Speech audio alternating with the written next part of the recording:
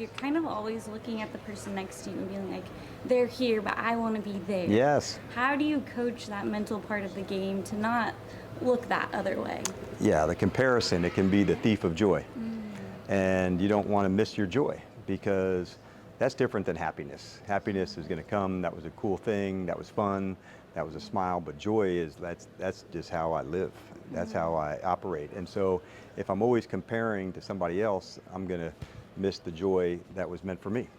And those things, the next job, the next opportunity, the next big break, they're there, but if you're chasing them, sometimes you'll lose the current time and the joy with that. Do you feel like it took some time to find out who you are away from Coach Quinn? Definitely did. So often it wasn't, it was what I did, but it was also like, this is all I do. And so there was definitely probably some unhealthy like obsession for it, that you want it so badly that you're just, that fine razor thin edge of like balance.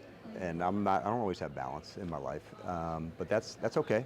The times that I got back into balance, like make sure you try to stay there as long as you can, but sometimes there's a project or something like, man, I'm putting it all in and I'm going to do whatever it takes to make this project, this job, this thing the best. And so I think it's okay to come up, but then like, how do I level back? I go up, how do I level back?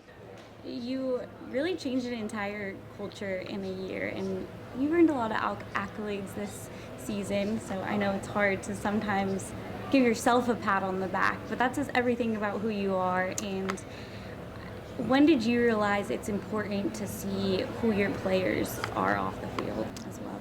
That probably is why I got into coaching early on. I love the opportunity to help somebody get better.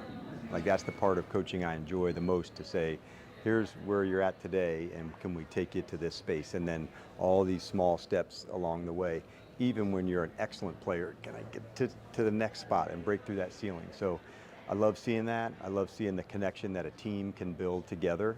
And so seeing a team, you've seen a number of these players that we have firsthand, how much they care for one another, how hard they'll work for one another. And when you have that and you're doing it for something bigger than yourself, that's a pretty cool thing.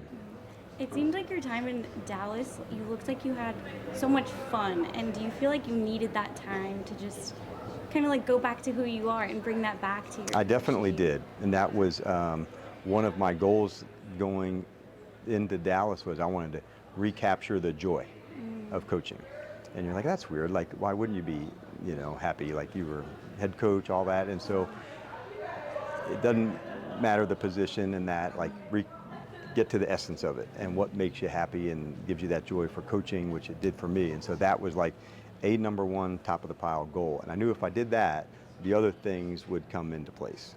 Because if I was coaching with joy, then I would be doing it at my best. And so yeah, that was like my number one top of the pile goal, joy. Not a statistic, it's hard to measure, but I know what it feels like. I also knew the results would take care of themselves with that. You've been a part of Galvanize for a very long time as a head coach. Yep. You've always done boot camps, and we know how much we get out of it, but how much do you get out of it and how much do the players get out of it? We love it for a lot of reasons. One, Laura and I believe in developing people. And so we now in our careers get to help do that. We were once in your seats to know like how badly you guys want to earn the next space, do this, or go for a career in that way. And so it's our way to pay that forward.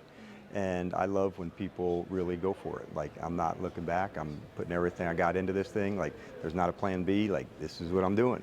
And I think that's a healthy thing. Some people would call that out of balance, but I think like, sometimes you just gotta go for it and like put the extra stuff in. So I believe in Laura because I've seen her superpower of connecting people. I've seen her superpower of asking questions, and so like she knows how to dig 6 layers down. Before you know it, you forgot your name and where you are. And, You're like, I think I just told you my I think I just diary. gave you my secrets, right? I'm not supposed to. So she has a very unique perspective, and I love that she develops women in our profession to keep leveling up. And she's got great standards about what professional looks like. And so it's a great way to model it, because she doesn't have to be different. She's not different around Galvanize than she is on an NFL sideline, and that's authentic. I liked that you talked about finding joy again, because I feel like for Galvanize, for me, that's where I find my joy again in the job, and remembering who you are and why you do it. Yeah, Galvanize also gives you also like a community, and there's something to belong to. And if you have something to belong to, like, you'll follow them anywhere. And so all those support systems that you put in place because of Galvanize allows you to take more risks, put it out there, keep developing yourself, because there's other people that can give you some ideas and feedback and share their lessons. And that's why, as a coach, my same communities in coaching where it's important. And I lean on those other coaches a lot. Well, thank you so much, Coach. All right, my Quinn, friends. and thank you for being a supporter of Galvanize. I am all in, and love seeing the success stories and the journeys and everything you guys stand for.